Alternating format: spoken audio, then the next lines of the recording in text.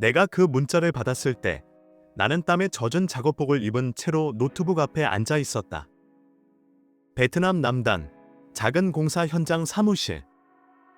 새벽 2시 47분 형광등은 윙윙거리며 깜빡였고 창밖에선 개 짖는 소리와 매미 소리가 뒤섞였다. 14시간 근무 후 내 머릿속은 이미 무감각했고 손끝은 아예 감각이 사라진 듯했다. 그때 핸드폰이 진동했다. 무심코 폰을 들어 올렸다. 그리고 그대로 굳었다. 더는 못하겠어. 떠날게. 설명은 나중에. 3초간 뇌가 작동을 멈춘 느낌이었다. 그리고 이어진 두 번째 알림.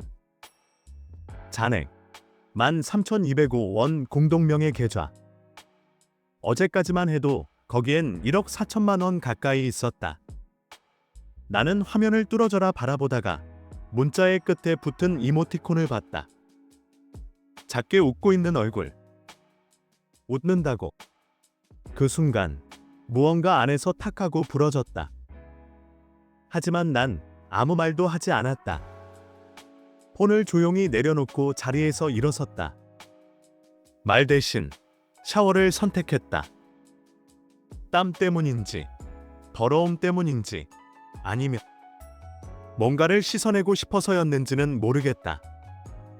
다음 날 누구도 내 상태를 눈치채지 못했다. 현장 소장 박태관은 아침 회의 때 나를 회급받지만 말은 꺼내지 않았다. 나는 말 그대로 정상적인 하루를 보냈다. 사람들은 보통 큰일이 생기면 무너진다고 생각한다. 아니다. 진짜로 무너진 사람은 조용하다. 너무 조용해서 아무도 몰라본다. 점심시간, 나는 노트북을 켰다. 매일 두 통, 첫 번째는 법원 전자문서. 송신자, 하윤석. 귀하의 장기 해외 체류는 정서적 유기를 초래하였고 이에 따라 혼인 관계를 지속할 수 없음을 밝힙니다. 두 번째는 백승의 법률사무소라는 곳에서 온 문서. 정서적 지지자와 함께 안정적인 생활 기반을 마련했으며 귀하의 소득 대비 생활비 분배가 부적절했음을 근거로 위자료 및 생활비를 청구합니다. 정서적 지지자 오태환 28세. 나는 천천히 노트북을 덮었다. 그 어떤 감정도 떠오르지 않았다. 그저 하나의 생각만. 그래, 그동안 잘 준비했겠지. 나도 했으니까. 그날 밤 나는 오래된 메일 계정을 열었다. 이메일 제목란에 한 줄 적었다. 플랜 B 받는 사람. 지원 보낼 말은 길 필요 없었다. 진행해. 3분 뒤 도착한 답장. 자료 확보 중 한국 오기 전까진 절대 반응하지 마. 그 순간 나는 완전히 눈을 떴다. 슬픔도 분노도 사라지고 그저 침착한 숫자처럼 냉정해졌다. 사람이 완전히 깨닫는 순간이 있다. 그때가 내게는 딱 그날 밤이었다. 하윤서를 처음 만난 건 봄이었다. 기억난다. 그날 서울에 비가 내렸고 나는 미팅을 마친 뒤 우산 없이 걷고 있었다. 우연히 들른 골목의 작은 카페. 카운터 앞에서 유리 화병을 정리하던 그녀가 고개를 들어 나를 봤다. 비 맞으셨네요. 따뜻한 거 드릴까요? 그 첫마디가 나중에 내 인생 전체를 흔들게 될 줄은 몰랐다. 그녀와의 시작은 빠르지만 정직했다. 6개월 후 나는 그녀에게 프러포즈했다. 대학 동기 중 가장 먼저 결혼한 사람이 나였다. 사람들은 생각보다 일찍 정착했네라 했지만 나는 흔들림이 없었다. 나는 안정이 필요했고 그녀는 평화를 닮은 사람이었다. 우린 후암동의 오래된 주택을 함께 고쳤다. 도배는 직접 했고 작은 정원엔 윤서가 심은 라벤더가 자랐다. 나는 해외 프로젝트로 자주 떠났지만 돌아오면 그녀는 늘 같은 자리에 있었다. 따뜻한 밥, 소소한 얘기, 그리고 조용한 웃음. 그게 내가 생각한 별표 가정 별표이었다. 하지만 어느 순간부터 작은 균열들이 생기기 시작했다. 이번엔 좀 오래 있다 올 거지. 이번 계약은 45일짜리야. 그 다음엔 쉴 수 있을 거야. 그녀는 웃었지만 그 미소는 조금 다르게 느껴졌다. 짧고 어색하고 어딘가 사전 녹화된 표정 같았다. 기억 속의 어느 장면. 그녀가 보낸 사진 한 장 운동복을 입고 헬스장 거울 앞에 선 셀카. 그 뒤 희미하게 비친 남자의 팔. 그땐 눈치채지 못했다. 아니, 눈치챘지만 모른 척했다. 의심보다 믿음이 편했으니까.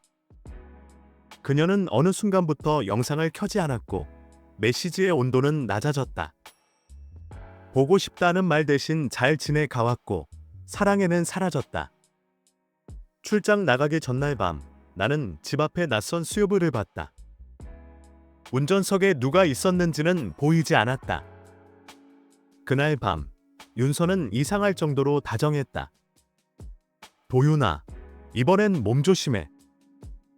진짜 아프지 말고. 그때 난 그냥 고개를 끄덕였다. 그녀가 한 걸음 다가와 안겼을 때 그 품이 낯설다고 느꼈지만 아무 말도 하지 않았다.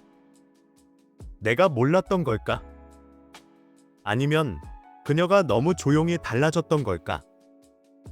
지금 생각하면 그 다정함이 마지막 인사였다는 걸 왜 몰랐을까? 강도윤의 시점. 도윤은 들린 듯 그날 이후 나는 그녀에게 아무것도 묻지 않았다. 왜 돈이 사라졌는지, 왜 그 계좌를 비웠는지, 왜 나에게 엄마가 아프다는 거짓을 보냈는지 아무것도 묻지 않았다. 그 대신 나는 기록하기 시작했다. 하윤서와 함께 쓰던 아이클라우드 계정. 작년 그녀가 아이폰으로 바꿀 때 나는 그냥 내 애플 아이디로 세팅을 도와줬고 그녀는 그걸 아직도 바꾸지 않았다. 그게 실수였을까? 아니, 그건 나의 조용한 보험이었다. 노트북을 열고 백업된 사진과 메시지를 열람했다. 처음엔 두려웠다. 그녀가 완전히 낯선 사람처럼 느껴질까봐. 하지만 30분 뒤 두려움은 차갑게 가라앉았다. 윤서 은행에서 통장 막았어. 그 사람 동에 없으면 안 된다네. 태환 그럼 연락해. 아직 남편이잖아. 사고 났다 그래. 윤서 전화 안 받아. 태환 그럼 비안 써야지. 그 사람 위험한 일 하잖아. 사고는 언제든지 일어날 수 있는 거니까. 나는 모니터를 바라보며 천천히 커피를 한 모금 마셨다. 사고. 언제든지 일어날 수 있는 일. 그 말이 뇌에 박혔다. 그날 밤 나는 임지원에게 메일을 보냈다. 제목, 비안, 준비 요청 본문은 단 한 줄. 이제 그만 믿자. 3분 후 답장이 도착했다. 계획대로 진행. 넌 아무것도 하지 말고 아무에게도 말하지 마. 서울 오기 전까지는 내가 죽은 사람처럼 살아. 지원은 나보다 차가운 사람이다. 그래서 나는 그녀와 일을 맡긴다. 대학 시절부터 그녀는 감정 없는 계산에 능했고 법조계에 들어가선 더 단단해졌다. 사람을 안 믿는 사람이 사람을 지킬 수 있다. 그녀가 늘 하던 말이다. 임지원과의 대화 중 기억나는 한마디. 넌 사람을 너무 믿어. 믿음 없으면 어떻게 살아? 믿음이 사람 지켜준다고 생각해. 내가 본 사람 중 제일 잔인한 사람들은 대부분 사랑하던 사람이었어. 나는 그날 이후 말하지 않고 오직 기록하고 관찰하고 저장했다. 윤서는 몰랐다. 내가 이미 한국에 입국한 걸, 내가 이미 그녀가 있는 집 맞은편에서 CCTV로 그들의 움직임을 보고 있다는 걸, 그리고 내가 아직 아무 말도 하지 않은 이유가 복수보다 더 조용한 전쟁을 준비하고 있기 때문이라는 걸. 나는 서울에 도착한 지 이틀이 지났지만 아무도 내가 돌아온 걸 모른다. 심지어 가족조차도. 공항에서 나를 마중 나온 사람은 단 한 명 임지원뿐이었다. 그녀는 말없이 나에게 회색 서류 봉투를 건넸다. 안에는 준비된 서류들이 들어 있었다. 가처분 신청서, 사문서 위조 고소장, 금융자산 보호 명령. 그리고 마지막으로 내가 살던 집에 대한 소유권 확인서. 등기부 등본, 아직도 내 이름이야. 그럼 그들이 있는 그 집은 법적으로도 실질적으로도 아직 너의 집이야. 나는 그날 밤 용산으로 향했다. 그곳엔 또 다른 사람이 나를 기다리고 있었다. 김하성. 이혼이자 은퇴한 경찰. 그는 내게 말없이 문을 열어주고 거실로 안내했다. 거실 창문 너머로 익숙한 지붕이 보였다. 내 집, 하지만 지금은 다른 두 사람이 살고 있는 곳. 하루 종일 트럭이 왔다 갔다 하더군. 짐을 빼는 건가요?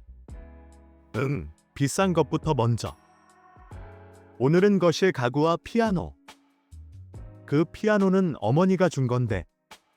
그래서 내가 찍어놨어. 여기. 그는 핸드폰을 꺼내 사진 몇 장을 보여줬다. 남자가 내 거실에서 맥주를 마시며 웃고 있었고 그 옆에 윤서가 앉아 있었다. 웃고 있었다. 정말 행복해 보일 정도로. 그날 밤 나는 거의 잠을 자지 않았다. 하성 아저씨는 조용히 방을 비워주었고 나는 그의 거실에 앉아 있었다. 노트북을 펼치고 준비된 파일을 다시 확인했다. 그 순간 지원에게서 메시지가 왔다. 지원, 그들이 너 없는 틈을 타 집을 팔려고 한다. 나 등기부에 내 이름인데 가능해? 지원, 위조된 위임장이 있어. 서명, 내 필체랑 비슷해. 감식 맡겼고 그쪽 부동산도 이미 조사 중이야. 나는 숨을 깊이 들이켰다. 모든 게 계획된 일이었다. 은행 계좌, 부동산, 이혼 서류, 그리고 내가 없는 틈을 타 나라는 존재 자체를 지우려 한 계획. 다음 날 아침 나는 정장으로 갈아입고 하성 아저씨 창문 너머로 그 집을 바라보았다. 이삿짐 트럭이 다시 도착했다. 문 앞엔 윤서와 태환이 나와 있었다. 웃으며 말하고 박스를 옮기고 그리고 내 아버지가 남겨준 책장을 트럭에 실었다. 그 순간 모든 감정이 멈췄다. 슬픔도 분노도 아니었다. 그보다 더 무거운 감정. 이건 도둑질이다. 그리고 나는 조용히 핸드폰을 들어 지원에게 전화를 걸었다. 지원아, 문서 들고 와. 지금이야. 나는 트럭이 마지막 짐을 실을 때까지 기다렸다. 창문 너머로 윤서가 거실을 둘러보는 모습이 보였다. 그녀는 그 집에서 떠나는 사람이 아니라 모든 걸 차지한 얼굴이었다. 그 순간 나는 알았다. 그녀는 나를 사랑하지 않는 게 아니라 더 이상 긴간으로 대하지 않는다는 걸. 나는 현관문을 열고 조용히 길을 건넜다. 집 앞, 트럭 기사 3명이 담배를 피우고 있었다. 그들 뒤로 검정 SUV가 한 대 멈췄고 그 안에서 임지영과 법원 집행관이 내렸다. 시간 맞췄네. 지원은 내게 작은 미소를 지으며 말했다. 들어갈 준비됐지? 응, 이제는 보여줘야 할 때야. 이 집이 누구 집인지 집 앞에 섰을 때 문이 열렸다. 윤서가 박스를 들고 나오다 나를 봤다. 순간 그녀의 표정이 얼어붙었다. 그 놀란 얼굴, 나는 아마 평생 잊지 못할 것이다. 도윤, 응, 나야. 여기, 어떻게? 이 집 아직 내 이름이지. 그리고 널 위해 한 가지 선물도 준비했어. 나는 뒤를 돌아 집행관을 가리켰다. 그들은 윤서에게 문서를 내밀었다. 이 집은 현재 위조된 위임장으로 매매 진행 중입니다. 소유자는 아직 강도윤 씨이며 모든 자산 이동은 법원 명령으로 정지되었습니다. 30분 안에 개인 물품만 챙겨서 나가주셔야 합니다. 가구, 전자제품, 귀금속, 미술품 등은 모두 법원 조사 후 반환 여부 결정됩니다. 그녀는 박스를 떨어뜨렸다. 그 안에서 은도금 된 접시가 깨지며 울렸다. 잠시 후 집 안에서 오태환이 나왔다. 그는 당황한 눈으로 나를 쳐다봤다. 뭐야 이거? 당신 왜 여기 있어? 왜냐고 나는 미소 지으며 말했다. 이 집은 아직 내 집이니까. 그리고 너 손님이지. 도둑 아니면 그 순간 지원이 핸드폰을 꺼냈다. 도윤아, 이것도 보여줄까? 화면엔 텍스트 백업이 떠 있었다. 태환 그냥 보험 처리하자니까. 그 사람 일하다 사고라도 나면 우리 둘 다 인생 편해질 수 있어. 지원이 말없이 화면을 법원 집행관에게 넘겼다. 그는 고개를 끄덕이고 차분히 메모를 남겼다. 윤서는 이제 울고 있었다. 그게 무슨 뜻이야? 난 그런 의도가 아니었어. 그럼 왜 웃으면서 짐을 빼고 있었어? 왜 내가 없는 동안 집을 팔고 있었지? 그녀는 대답하지 못했다. 그저 떨리는 입술을 꽉 다물었을 뿐 법원 집행관이 말했다.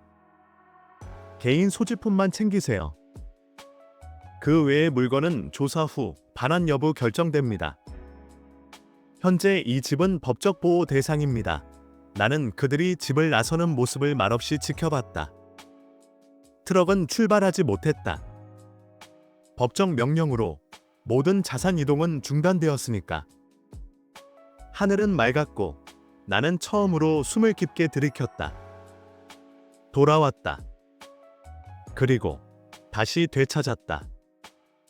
내 이름, 내 집, 내 존재. 그날 오후 나는 다시 집에 들어갔다. 아직은 법원의 명령으로 조사 중 상태라 손을 댈 수 없는 물건들이 많았다. 하지만 나는 거실 한복판에 앉아 조용히 집안을 바라봤다. 피아노는 먼지가 쌓여 있었고 서재에 놓인 책장엔 내가 정리한 문서들이 뒤엉켜 있었다. 윤서는 이 집을 떠날 준비가 아니라 없애버릴 준비를 하고 있었던 것 같았다. 그날 밤 임지원이 노트북을 들고 찾아왔다. 이제 시작이야? 뭐가? 오태환에 대한 진짜 정보. 오태환 내부 보고서 요약 이름, 오태환 생년, 1997년 직업, 없음. 최근 5년간 세금 납부 내역 없음. 관계 이력, 3건이 동거 기록. 모두 40대 여성. 공통점. 이혼 직후 자산 이전 발생 18개월 내 이별 추가 사항. 전 여자친구의 전남편. 차량 전복 사고로 사망. 2019년. 사고 당시 오태환. 인근 숙소에서 체류 혐의 없음 판정. 수사 중단 현재. 하윤서 명의의 통장으로 약 1억 2천만 원 이동. 나는 보고서를 읽고 나서 손끝이 서늘해지는 걸 느꼈다. 이건 단순한 바람이 아니었다. 이건 계획된 사기다. 그는 직업도 없고 수입도 없지만 언제나 돈 있는 여성 곁에 있었다. 그리고 그녀들은 모두 파산하거나 그보다 더한 일을 겪었다. 경찰에 바로 넘길까? 지원이 물었다.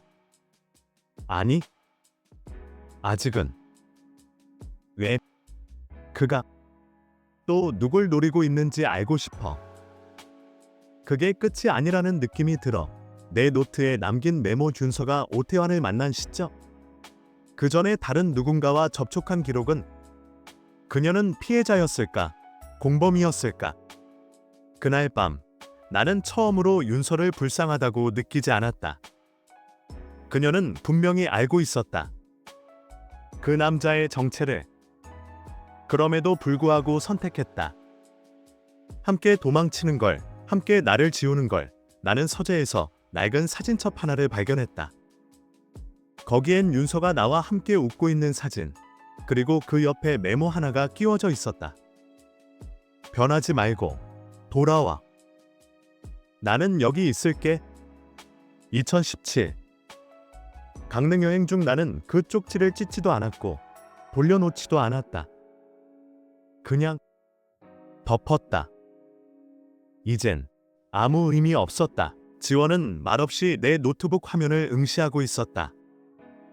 그녀는 오랜만에 담배를 입에 물었고 나는 아무 말 없이 그녀의 맞은편에 앉아 검은 커피를 천천히 마셨다. 너 하나만 물어보자. 뭐든. 윤성, 처음부터 이걸 계획했을까? 아니면 도중에 끌려 들어간 걸까? 지원은 그 질문에 바로 대답하지 않았다. 오히려 더 조용해졌다. 그리고 한마디 했다. 그건 우리가 아니라 그 남자가 더 잘 알겠지. 다음 날 나는 태환의 통화 기록을 확보했다.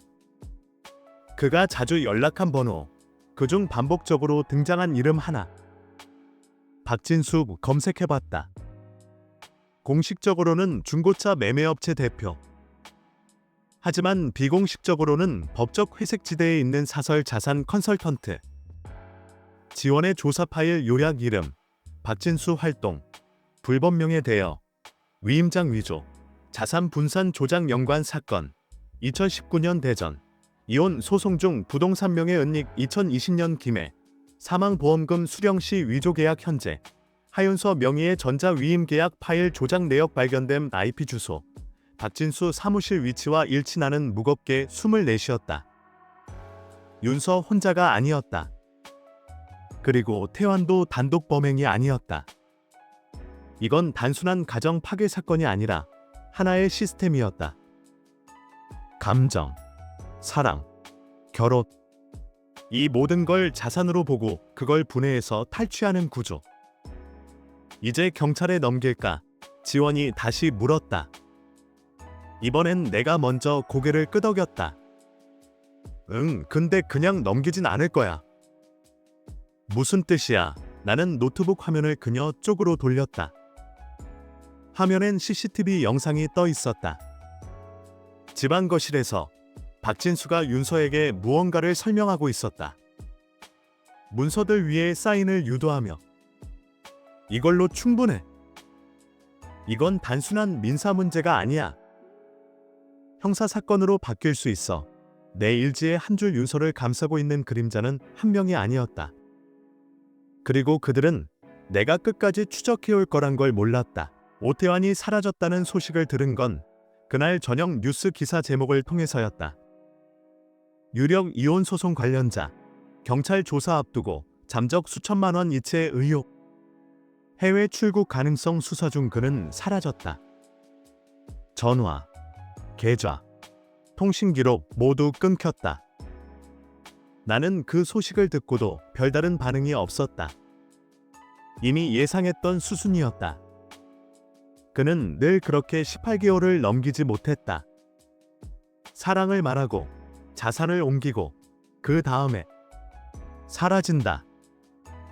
하지만 이상한 건 따로 있었다. 박진수도 사무실을 정리했다는 사실.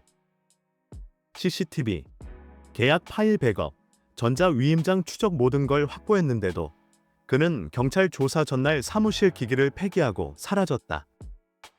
경찰 수사보고 요약 오태환, 지난주 모처에서 택시로 이동 CCTV에 포착되었으나 종착지 미확인 박진수, 3일 전 노트북 및 외장 하드 폐기 하윤서, 현재 서울 모처 체류 중 변호사 선임 완료, 진술 대기 그날 밤, 나는 윤서에게서 문자를 받았다. 나 그 사람들한테 협박당했어. 정말 몰랐어. 믿어줘. 한 번만. 얼굴 보고 얘기하자 곧 거짓말 같지 않았다.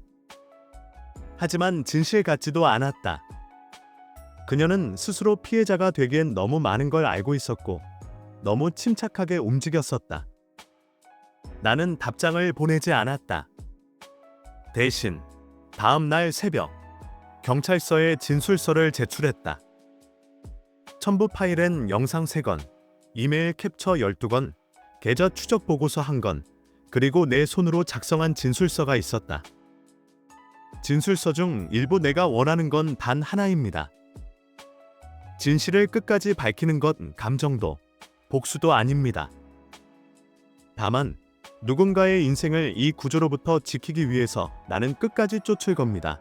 지원이 경찰서를 나서며 내게 말했다. 넌 정말 이걸로 끝낼 수 있어. 나는 고개를 끄덕였다. 이제 시작이 아니라 끝을 향해 걷고 있는 거니까. 그날 오후 윤서는 다시 그 집으로 돌아왔다. 그녀가 어떻게 열쇠를 구했는지는 모르겠다. 어쩌면 남겨진 복사본이었을 수도 있다. 아니면 단지 자신의 기억 속에서 문을 열고 들어온 걸지도. 나는 그 자리에 없었다. 그녀는 조심스럽게 현관 문을 열고 익숙한 향기 대신 아무 냄새도 나지 않는 공기를 마주했다. 거실엔 아무것도 없었다. 피아노도, 소파도, 커튼도. 가장 두려운 건 침묵이었다. 그녀는 그날 처음으로 이 집이 더 이상 자신의 것이 아니라는 걸 몸으로 이해했다. CCTV 영상 기록 9시 12분 윤서. 현관 진입 9시 14분 거실 정지 상태 확인 9시 17분 주방으로 이동. 냉장고 문 열린 빈 상태 9시 21분 침실 진입 후 약 4분간 멈춤. 지원이 내게 CCTV 클립을 보내며 말했다. 보고 싶진 않겠지만 봐야 할 거야. 나는 영상을 열었다. 윤서는 침대 끝에 앉아 있었다. 손에는 무언가를 쥐고 있었고 눈을 감고 고개를 숙이고 있었다. 그녀가 울고 있었는지는 잘 모르겠다. 화면엔 소리가 없었고 나는 그걸 알고 싶지도 않았다. 그날 저녁 변호사 사무소에 문서 하나가 접수되었다. 하윤서 자진 진술 요청서 제출 위임장 위조 혐의 인정 자산 이동 공모 일부 시인 심리적 압박 및 협박 존재 주장. 지원은 문서를 읽고 나서 말했다. 이건 스스로 구속을 막기 위한 수작일 수도 있어. 나는 고개를 끄덕였다. 그렇겠지. 하지만 그건 이제 경찰이 판단할 문제야. 내가 결정할 건 하나뿐이야. 뭔데? 내가 다시 그 집으로 돌아갈지 말지. 근데 이미 결정했어. 내 마지막 결정. 그 집은 팔겠다. 그곳엔 더 이상 내가 살 이유가 없다. 추억도 사람도 온기도 없는 공간은 단지 건물일 뿐이다. 나는 그 집을 팔았다. 시장 가격보다 조금 낮은 금액에. 부동산 중개인은 의아한 표정이었다. 위치도 좋고 구조도 튼튼한데 정말 이 가격에 내시겠어요? 나는 고개를 끄덕였다. 그 집은 오래전에 나에게서 떠났어요. 이제 누군가에게 시작이 되었으면 합니다. 거래 완료일 11월 3일 구매자 신혼부부 지역교사부부 조건 일부 가구 포함 뒷주 즉시 가능짐을 정리하는 동안 나는 한 박스를 유난히 오래 바라보았다. 안에는 어머니가 남긴 찻잔 세트와 내가 직접 만든 목재 책갈피가 들어있었다. 그걸 다시 꺼내어 손에 올려봤다. 부서지지 않은 것들, 무너지지 않은 것들. 그건 결국 나 자신이었다. 부동산 계약을 마친 다음 날 나는 강원도 평창으로 향했다. 겨울이 오기 전 미리 예약해둔 작은 목조주택. 그곳엔 아무도 없었다.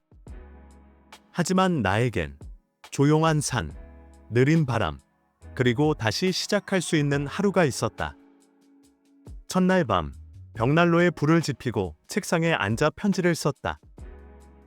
윤서에게 이 편지는 보내지 않을 거야. 그래서 더 솔직할 수 있다. 내가 왜 그런 선택을 했는지 끝까지는 이해 못할 거야. 하지만 이제는 이해하지 않아도 괜찮다고 생각해. 우리 둘 다 너무 오래 외면하고 살았던 것 같아. 내가 무너지지 않길 바란다. 그리고 나도 이제는 무너지지 않기로 했다. 안녕. 나는 편지를 불에 태웠다. 재가 되어 흩어지는 문장들 속에서 이상하게도 가벼워진 느낌이 들었다. 마무리 일지. 나는 되찾았다. 내 이름을, 내 시간들을, 그리고 내 고요함을. 누군가는 말하겠지. 이건 너무 조용한 결말이라고. 하지만 나에게는 이만큼 조용한 승리가 필요했다. 눈이 내리고 있었다. 이곳은 생각보다 훨씬 조용했다. 그리고 그 조용함이 내게는 익숙하지 않은 위로가 되었다. 6개월이 흘렀다. 나는 평창의 산 아래 작은 집에서 아침을 맞이한다. 직업은 없다. 명함도, 사무실도, 회의도 없다. 그 대신 나는 커피를 내리고 정오까지 책을 읽고 저녁에는 마당의 나무들을 돌본다. 가끔 연락이 온다. 옛 동료, 사업 제안, 투자 요청.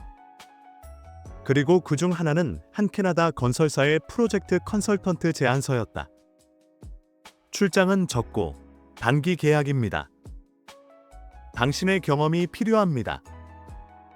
월 3회 정도 영상 회의만 해주시면 됩니다. 나는 그 메일을 닫았다. 그리고 다시 열었다. 다시 닫았다. 그리고 아무 대답도 하지 않았다. 이젠 누가 나를 부르지 않아도 괜찮다. 누군가의 남편, 누군가의 직원, 누군가의 책임으로 불리지 않아도 나는 이제 나라는 이름으로 살고 싶다. 일기 중 한 문장 내가 찾던 건 대단한 미래가 아니었다. 단지 내가 나로서 아무 설명 없이 하루를 살아낼 수 있는 시간이었다. 그날 저녁, 나는 벽난로 앞에 앉아 오래된 손목시계를 열었다. 아버지가 남긴 시계. 그 시계 속엔 하윤서가 아닌, 내 과거가 아닌, 오직 내 시간만이 흐르고 있었다. 밖에선 여전히 눈이 내렸다. 나는 창문을 열고 손을 내밀었다. 차가웠다. 하지만 견딜 수 있는 차가움이었다. 지금의 나는 이 모든 계절을 견딜 준비가 되어 있었다.